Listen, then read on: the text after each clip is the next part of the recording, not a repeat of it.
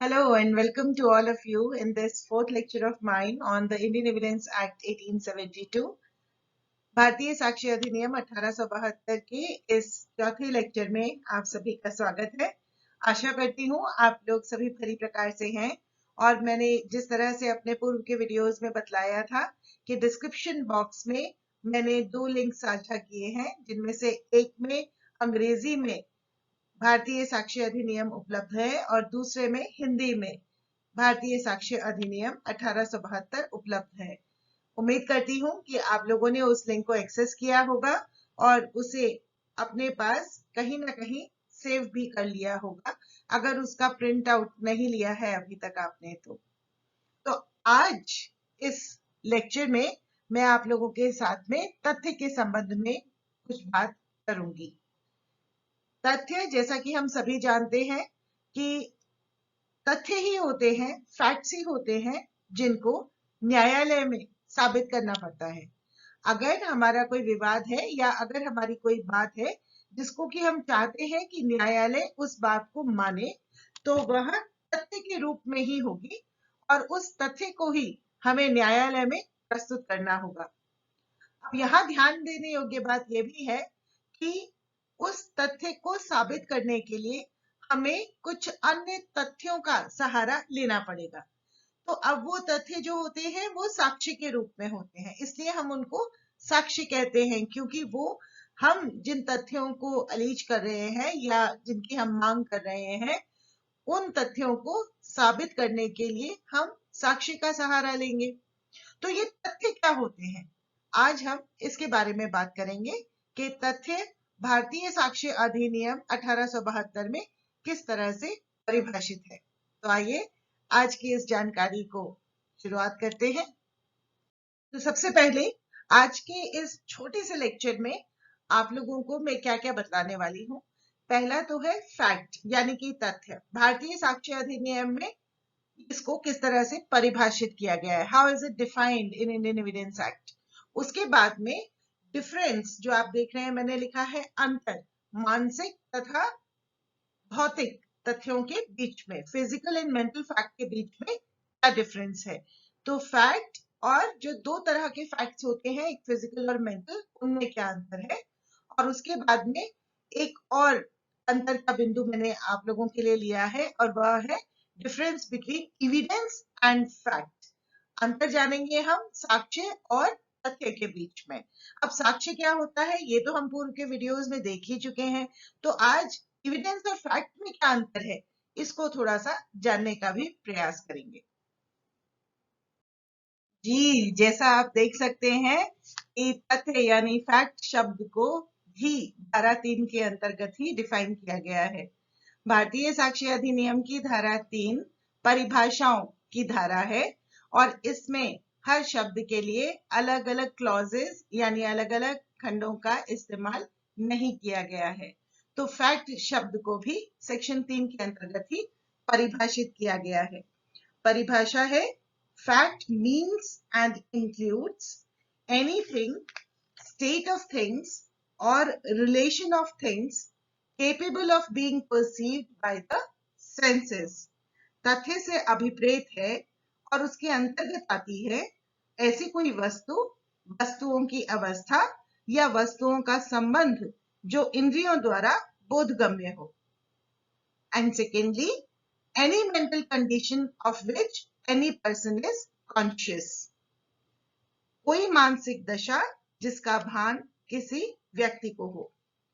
तो अब यहाँ ये समझना आवश्यक है कि जैसा मैंने आपको अपने पिछले वीडियो में बताया था कि जब भी किसी शब्द को इस तरह से परिभाषित किया जाता है कि इससे अभिप्रेत है और इसके अंतर्गत आती हैं, यानी such and such thing means and includes, तो इसका मतलब इंटरप्रिटेशन के अनुसार यह है कि इस पद का इस अधिनियम के उद्देश्यों के लिए जिस रूप में परिभाषित किया गया है उसी रूप में समझा जाएगा।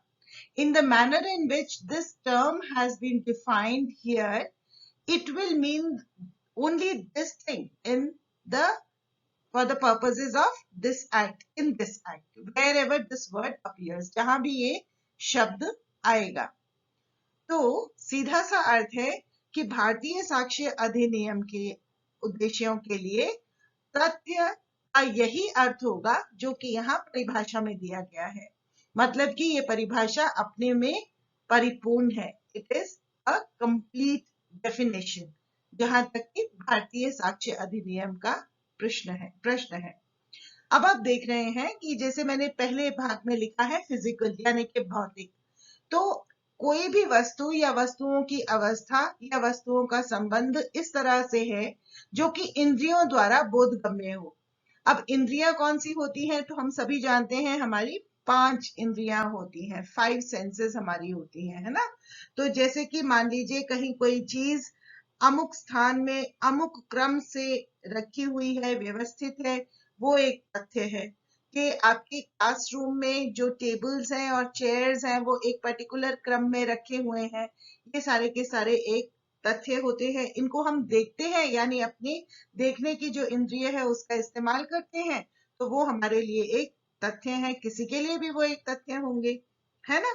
उसके अलावा किसी मनुष्य ने कुछ देखा है या कुछ सुना है, ये भी एक तथ्य होगा।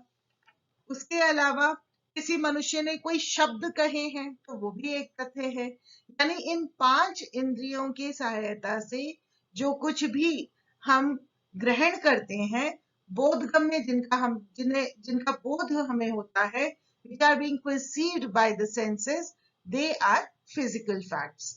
इससे संबंधित 3 उदाहरण यानी कि दृष्टांत, इलस्ट्रेशंस, धारा 3 में फैक्ट की परिभाषा के तुरंत बाद दी गई है, जो कि भौतिक तथ्य के दृष्टांत हैं। उसके बाद के जो 2 दृष्टांत हैं वो वास्तविकता में मानसिक तथ्य के दृष्टांत हैं, यानी कि मेंटल फैक्ट की तरफ बतलाते हैं कि वो क्या है। तो अब इलस्ट्रेशंस में जिस तरह से दिया है, जब आप पढ़ेंगे तो पाएंगे कि अगर ये कहा जाए कि अमुक अमुक व्यक्ति ये राय रखता है, या ये इंटेंशन यानी कि आशय रखता है, या वो जो कार्य करता है वो सद्भाव पूर्वक करता है या कपट पूर्वक करता है, उसके द्वारा ये कार्य कपट पूर्वक किया है या सद्भाव पूर्वक यानी इन गुड फेथ और डिसऑनेस्टली, या किसी विशिष्ट शब्द को विशिष्ट भाव में प्रयोग करता है ना, या उसे किसी विशिष्ट संवेदना का भान है, कोई एक पर्टिकुलर इस तरह की सेंसेशन है जिसका कि उसे भान है। अब ये भान होना, फील होना, या कोई आशय रखना, या किसी व्यक्ति के बारे में कोई राय रखना, या किसी बारे में कोई राय रखना, ये सारे के सारे कैसे तत्व है जो कि प्रत्यक्ष यानी भौतिक रूप से तो सामने उपस्थित नहीं होते हैं, लेकिन ये व्यक्ति के मस्तिष्क में होते हैं। तो ये मस्तिष्क में जो तथ्य हैं, इनको भी भारतीय साक्ष्य अधिनियम में तथ्य की श्रेणी में ही रखा है ना। या फिर इस तरह की कोई बात कि अमुक व्यक्ति अमुक ख्याति यानी कि रेपुटेशन रखता है। अब किसी की रेपुटेशन तो आप फिजिकली तो नहीं बता सकते है ना, उसको आप मूर्त रूप से सामने नहीं देख सकते है ना, अमूर्त होता है। तो इसीलिए इसको हम मानसिक तथ्य में देखते हैं कि इंडियन एविडेंस एक्ट के अंतर्गत फैक्ट को 2 भागों में रखा गया है। एक तो है फिजिकल यानी कि भौतिक, और दूसरा है मेंटल यानी कि मानसिक। अब बहुत सीधी सी बात है कि जब हम तथ्य शब्द का इस्तेमाल करते हैं तो इसको सामान्य अर्थों में हम ये समझ सकते हैं कि तथ्य शब्द का अर्थ है अस्तित्वाधीन वस्तु, a thing which is in existence, यानी कि एक व्यक्ति को जिसका संज्ञान है ना, जिसके बारे में व्यक्ति को मालूम है, वो भी एक वस्तु के रूप में या तथ्य के रूप में ही सामने आती है। तो तथ्य शब्द सिर्फ उन्हीं तक सीमित नहीं है जो स्पर्शनीय यानी मूर्त तथा दृश्य है, यानी which can be touched or which are physically present in front of us or which can be seen, परंतु जो किसी भी प्रकार इंद्रियों की विषय वस्तु है वो भी तथ्य है। In any form, if it is a subject matter of the senses, then that also is a fact. Now, यहाँ पर डेफिनेशन के अनुसार स्पष्ट है कि प्रतिवेदन यानी कि कथन, स्टेटमेंट्स, भावनाएं यानी कि इमोशंस, अनुभूतियां यानी कि फीलिंग्स, राय यानी कि ओपिनियंस, मनः स्थिति यानी स्टेट ऑफ माइंड, ये भी उसी प्रकार से तथ्य हैं जैसे दूसरे तथ्य हैं जो कि स्पर्शनीय है या दृश्य है या दूसरी कोई भी परिस्थिति जिसका कि हम इंद्रियों के माध्यम से ज्ञान कर सकते हैं। तो यहाँ पर एक चीज और जाननी जरूरी है कि किसी वस्तु स्थिति का अस्तित्व एक सकारात्मक तथ्य है कि वह एग्जिस्टेंस में है, तो उसको हम सकारात्मक यानी कि पॉजिटिव फैक्ट बोलते हैं, और जिसका अनस्तित्व है यानी जो एग्जिस्टेंस में नहीं है, यह एक नकारात्मक तथ्य है यानी कि नेगेटिव फैक्ट है। तो जेरेमी बेंथम ने तथ्य को दो वर्गों में रखा था, एक था प्राकृतिक यानी कि नेचुरल और साइकोलॉजिकल फैक्ट, प्राकृतिक या मानसिक तथ्य, और दूसरा उन्होंने रखा था सकारात्मक या नकारात्मक तथ्य, पॉजिटिव एंड नेगेटिव फैक्ट। किंतु भारत में भारतीय साक्ष्य अधिनियम की धारा 3 के वर्गों में तथ्यों को ही अपनाया गया है, यानी कि इसमें केवल नेचुरल एंड साइकोलॉजिकल फैक्ट्स को ही रखा गया है। तो इसके अनुसार हम लोग जानते हैं कि भौतिक और मानसिक यानी कि फिजिकल और मेंटल, इन दोनों ही तथ्यों को भारतीय साक्ष्य अधिनियम के अंतर्गत स्थान दिया गया है। तो अब जानते हैं कि ये फिजिकल फैक्ट क्या होता है और मेंटल फैक्ट क्या होता है, इनमें अंतर क्या है, इसको बेसिकली अब हम समझते हैं। तो डेफिनेटली फिजिकल फैक्ट और मेंटल फैक्ट के डिफरेंस को यानी कि अंतर को समझना तो बहुत ही आसान है। फिजिकल फैक्ट्स वो होते हैं जो कि 5 सेंसेस से हम लोग महसूस कर सकते हैं। भौतिक तथ्य मनुष्य की 5 बाह्य इंद्रियों द्वारा, जो एक्सटर्नल है ना, बाह्य इंद्रियों द्वारा अनुभूत किया जा सकता है। It can be experienced by the 5 senses of a person. यह है कि कुछ वस्तुएं व्यवस्थित हैं, कि एक व्यक्ति ने कुछ देखा है या सुना है या कुछ कहा है, ये सभी भौतिक तथ्य हैं। और मानसिक तथ्य क्या होते हैं? तो it is actually the mental state of the person. तो वो जो मनुष्य के मस्तिष्क में है, जैसे इट इज द नॉलेज और कॉन्शियसनेस ऑफ अ पर्सन, है ना, ये कहा जाना कि ये व्यक्ति को ज्ञान है या भान है। तो मानसिक तथ्य वह तथ्य है जिसका व्यक्ति को ज्ञान या भान है, जैसे कि ज्ञान हो, आशय हो, सद्भाव हो, दुर्भाव हो, राय इत्यादि जो होते हैं, ये मानसिक तथ्य हैं। फिर अभी जैसे मैंने आपको जब फर्स्ट पॉइंट बता रही थी, तो फिजिकल यानी कि भौतिक तथ्य जो होते हैं, ये बाह्य अनुभव की विषय वस्तु होते हैं। They can be experienced externally. और मेंटल फैक्ट कैसे होते हैं? इनका स्थान मनुष्य का मस्तिष्क ही होता है। So these are the internal aspects of a person, है ना, स्टेट ऑफ माइंड।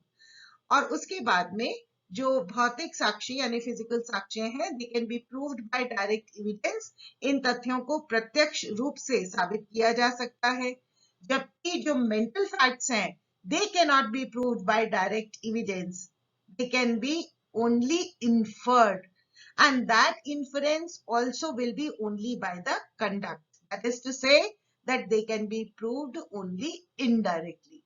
इन तथ्यों को प्रत्यक्ष रूप से साबित नहीं किया जा सकता है, इनका अनुमान कुछ तथ्यों के आधार पर ही किया जा सकता है, यानी ये अप्रत्यक्ष रूप से ही साबित किए जा सकते हैं।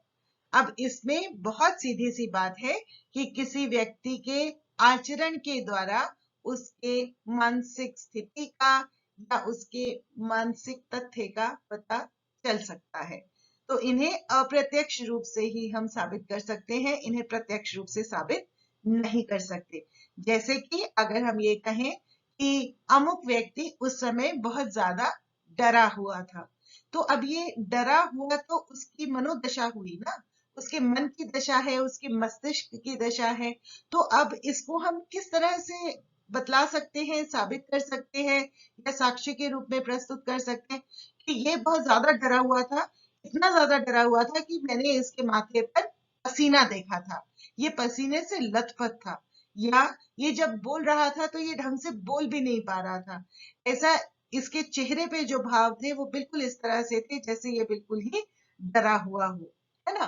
तो इन सब चीजों से इनडायरेक्टली हम इसको प्रूव कर सकते हैं, लेकिन डायरेक्टली इसको प्रूव करना बहुत ही कठिन होता है। तो आई रियली होप कि ये जो फैक्ट्स दो प्रकार के होते हैं, फिजिकल एंड मेंटल, इनके बीच में क्या अंतर होता है ये आप लोगों को समझ में आ गया होगा। इसको समझने के बाद अब हम आगे देखेंगे एविडेंस में और फैक्ट में क्या अंतर होता है। एविडेंस तो हम पढ़ ही चुके हैं, तो और फैक्ट अभी अभी पढ़ा है, तो इन दोनों में क्या अंतर है वो अब नेक्स्ट स्लाइड में देखते हैं। तो अब हम लोग इस लेक्चर के लास्ट एस्पेक्ट पे आ गए हैं, and that is what is the difference between fact and evidence. तथ्य और साक्ष्य के बीच में क्या अंतर है, इसको अब हम देखेंगे। So fact is that which exists or of which someone is conscious. तथ्य वह है जो अस्तित्व में है या जिसका मनुष्य को भान है। अस्तित्व में है का अर्थ है कि मूर्त रूप में सामने है, या फिर जिसका कि मनुष्य को भान है यानी कि उसको ज्ञान है, उसके मस्तिष्क में किस तरह की चीज है तो उसको भान है। एविडेंस क्या है? It is a means to present relevant fact before the court. ये वे साधन है जिसके द्वारा सुसंगत तथ्य को न्यायालय के समक्ष प्रस्तुत किया जाता है। ठीक है, यानी कि जब हम न्यायालय को किसी तथ्य के बारे में बतलाना चाहते हैं तो हम किन्हीं साधन के माध्यम से वह बात न्यायालय के समक्ष प्रस्तुत करते हैं। तो वो साधन क्या है? वो साक्ष्य होता है। दूसरा जो अंतर है वह यह है कि फैक्ट्स कैन बी फिजिकल और मेंटल। तथ्य भौतिक भी हो सकता है और मानसिक भी हो सकता है। तो भौतिक कब होगा? जैसे अभी थोड़ी देर पहले हमने देखा कि जब हम उसको 5 सेंसेस से परसीव करते हैं, 5 इंद्रिय जो हमारी हैं उनसे जिनका जब हम बोध करते हैं, जैसे कि अगर हम कुछ देख सकते हैं तो मतलब आंखों से हम देख रहे हैं, कानों से हम सुनते हैं, नाक से हम सूंघते हैं, स्वाद हम अपनी जीभ से लेते हैं, और स्पर्श हम अपनी त्वचा के माध्यम से करते हैं ना, हाथ से, पैर से। तो ये पांचों हमारी इंद्रियां हैं जिनसे हम बाहरी जगत का बोध करते हैं। और तथ्य मानसिक भी हो सकता है, जैसे मैंने आपको बताया था, दुराशय है या सदाशय है या आशय है, सद्भाव है। तो ये सारी की सारी चीजें मस्तिष्क में है, मानसिक है, पर तथ्य है। एविडेंस भी दो तरह का होता है, ओरल या डॉक्यूमेंट्री, मौखिक या दस्तावेजी। ओरल यानी बोल करके और डॉक्यूमेंट्री यानी कि कोई डॉक्यूमेंट न्यायालय में प्रस्तुत करके, जिसपे कुछ शब्दों के माध्यम से लिखा हो, चिन्हों के माध्यम से हो, या कोई फिगर्स बनी हुई हो, है ना। तो वो दस्तावेजी एविडेंस हो गया। उसके बाद तीसरा जो अंतर है, generally physical facts are proved by direct evidence and mental facts are proved by inference, and that is from the conduct. साधारणतया भौतिक तथ्य प्रत्यक्ष साक्ष्य द्वारा साबित किया जाता है और मानसिक तथ्य आनुमानिक होता है, यानी कि आचरण के द्वारा हम उसके बारे में जान सकते हैं। तो अब साधारणतया भौतिक तथ्य प्रत्यक्ष साक्ष्य द्वारा होता है। इसका सीधा सा अर्थ यही हुआ कि अगर कोई चाकू है तो उसको सब कोई देख सकते हैं, या अगर कोई स्पर्श करके चीज महसूस की जा सकती है तो वो उसका स्पर्श करके मालूम कर सकते हैं, तो प्रत्यक्ष साक्ष्य है। जबकि मानसिक तथ्य कि किसी व्यक्ति के मस्तिष्क में ये बात थी, उसका ऐसा आशय था, या उसका ऐसा सद्भाव था, या उसकी ऐसी राय थी, या वह इस भाव का था, डरे हुए भाव का था, या गुस्से में था, तो ये हम उसके आचरण के द्वारा अनुमान लगा करके कर सकते हैं। जबकि एविडेंस जो होता है, it is oral and documentary evidence both are produced before the court through witnesses. मौखिक तथा दस्तावेजी दोनों ही साक्ष्यों को न्यायालय के समक्ष साक्ष्यों के द्वारा प्रस्तुत किया जाता है। तो मौखिक साक्ष्य तो बहुत सीधा सा है कि कोई भी व्यक्ति जो न्यायालय में जाकर के मौखिक रूप से कोई साक्ष्य दे रहा है तो शपथ लेकर के वो मौखिक साक्ष्य देता है। दस्तावेजी साक्ष्य कोई व्यक्ति न्यायालय में प्रोड्यूस करता है, उसके समक्ष प्रस्तुत करता है। तो जो व्यक्ति न्यायालय के समक्ष उसको प्रस्तुत करता है वह भी शपथ लेकर के ये बात कहता है कि हाँ, ये दस्तावेज मेरे पास है, या ये दस्तावेज वह है जो मैंने देखा था, या इस दस्तावेज में ये बात लिखी हुई है। तो ये जो दस्तावेजी साक्ष्य है यह भी किसी साक्षी के द्वारा ही न्यायालय में प्रस्तुत होगा, है ना। उसके बाद में लास्ट जो इन दोनों में डिफरेंस है वह यह है, all facts are not necessarily evidence unless court permits them to be presented before it. सभी तथ्य आवश्यक रूप से साक्ष्य नहीं होते जब तक कि उन्हें किसी विधिक कार्यवाही में न्यायालय अपने समक्ष पेश करने की अनुमति प्रदान न कर दे। तो फैक्ट्स तो बहुत सारे होते हैं ना, भौतिक फैक्ट बहुत होते हैं, मानसिक तथ्य बहुत सारे होते हैं। तो सभी तथ्य तो होते हैं लेकिन ये साक्ष्य तब तक नहीं होते जब तक कि किसी विधिक कार्यवाही में न्यायालय उन्हें अपने समक्ष पेश करने की अनुमति प्रदान न करे।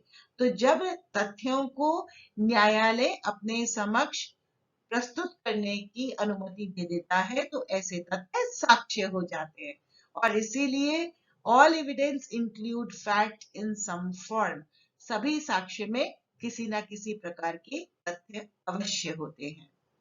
So I hope that all of you have actually understood कि फैक्ट क्या होता है और कितने प्रकार का होता है, और साथ ही साथ फैक्ट और एविडेंस में क्या अंतर है, मेंटल और फिजिकल फैक्ट में क्या अंतर है, जो अभी मैंने इस लेक्चर के माध्यम से आप लोगों को बतलाया है। So I really hope that all of you are looking into all these aspects that we are sharing with you. Videos के माध्यम से जो हम आप लोगों के साथ में जानकारी दे रहे हैं आपको, तो आप तक ये पहुंच रही है, आप इसे सुन भी रहे हैं, ऐसा हम विश्वास करते हैं। तो अपना खूब अच्छे से ध्यान रखिएगा, और कोई बात समझ में ना आई हो तो कमेंट में जरूर आप लिख सकते हैं, और लाइक बटन भी दबा सकते हैं अगर आपको अच्छा लगा हो तो। So just take very good care of yourself and all the very best. God bless you.